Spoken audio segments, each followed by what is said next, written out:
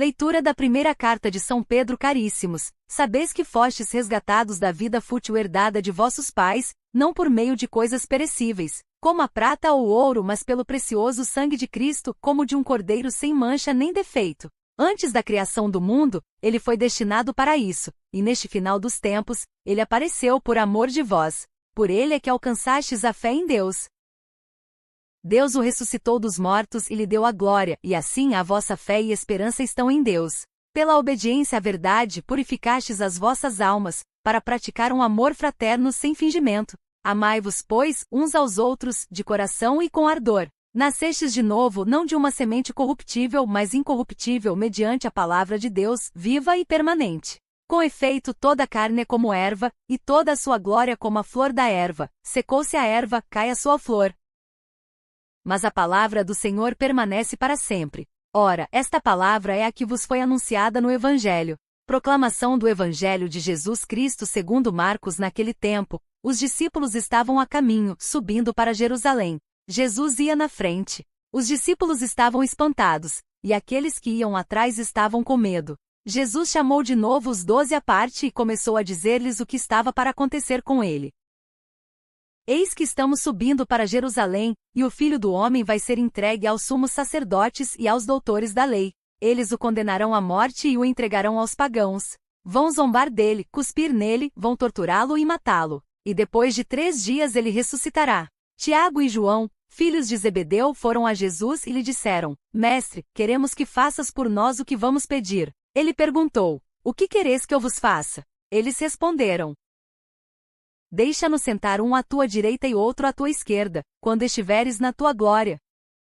Jesus então lhes disse: Vós não sabeis o que pedis. Por acaso podeis beber o cálice que eu vou beber? Podeis ser batizados com o batismo com que vou ser batizado? Eles responderam: Podemos. E ele lhes disse: Vós bebereis o cálice que eu devo beber, e sereis batizados com o batismo com que eu devo ser batizado. Mas não depende de mim conceder o lugar à minha direita ou à minha esquerda.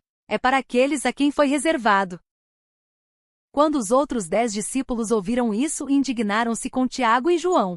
Jesus os chamou e disse: Vós sabeis que os chefes das nações as oprimem e os grandes as tiranizam. Mas entre vós não deve ser assim. Quem quiser ser grande seja vosso servo, e quem quiser ser o primeiro, seja o escravo de todos. Porque o Filho do Homem não veio para ser servido, mas para servir e dar a sua vida como resgate para muitos. Homilia. As leituras de hoje nos colocam diante de 2 palavras muito fortes: resgate e serviço. Na primeira carta de São Pedro, ouvimos que fomos resgatados não por ouro ou prata, mas pelo precioso sangue de Cristo. E no Evangelho, Jesus afirma que o Filho do Homem veio para servir e dar a sua vida em resgate por muitos. Tudo gira em torno desse amor de Cristo que salva e transforma. Meus irmãos e irmãs, o Evangelho começa com uma cena muito humana. Jesus está subindo para Jerusalém.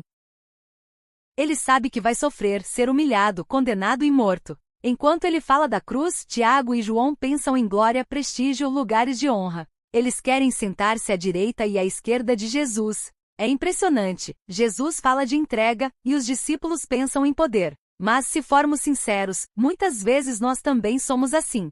Seguimos Jesus, mas ainda desejamos reconhecimento, controle e destaque. Queremos servir a Deus, mas também queremos aplausos. Queremos o Evangelho, mas sem cruz. Jesus então corrige os discípulos com paciência e firmeza: Entre vós não deve ser assim. Ou seja, no mundo os grandes dominam, no reino de Deus os grandes servem. Essa é a revolução do Evangelho.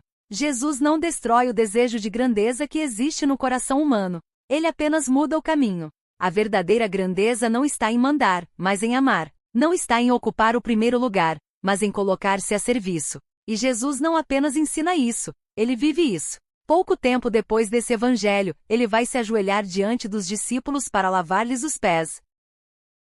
Depois entregará a própria vida na cruz. A cruz é o trono de Cristo. Seu poder é o amor.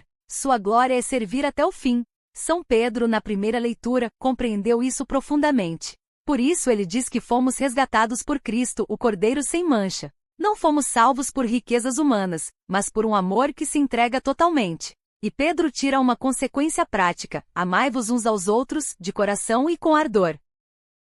O cristianismo não é apenas uma religião de palavras bonitas ou ritos externos. É uma vida nova. Quem encontrou Cristo deve aprender a amar de modo concreto, verdadeiro, sem fingimento. Isso toca diretamente nossa vida.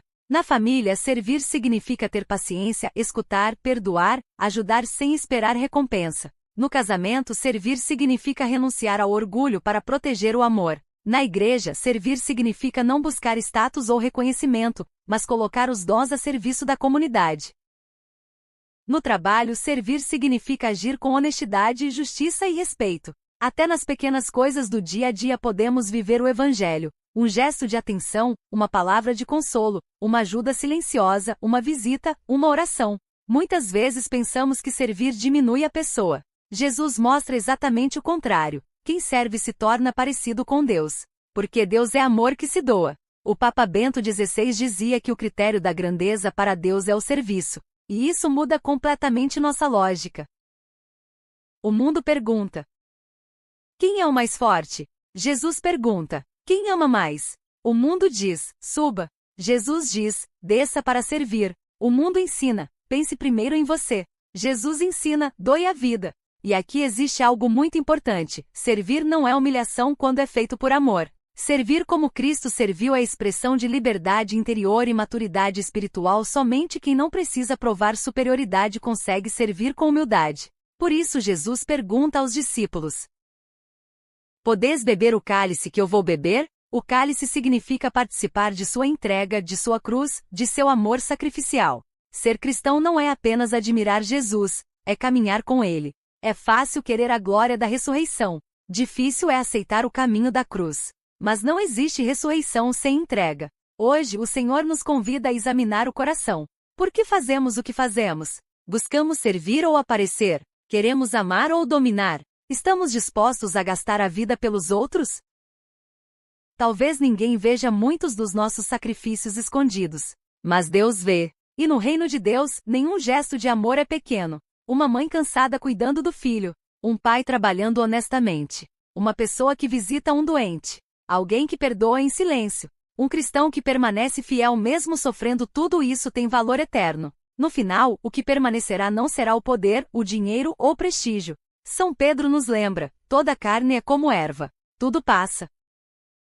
Mas o amor vivido em Cristo permanece para sempre. Peçamos hoje a graça de aprender com Jesus o verdadeiro caminho da grandeza, o serviço humilde, alegre e generoso. Que Nossa Senhora, a serva fiel do Senhor, nos ensine a dizer todos os dias: eis-me aqui. E que nossa vida anuncie ao mundo que servir por amor não é perder a vida, mas encontrá-la plenamente em Cristo. Amém.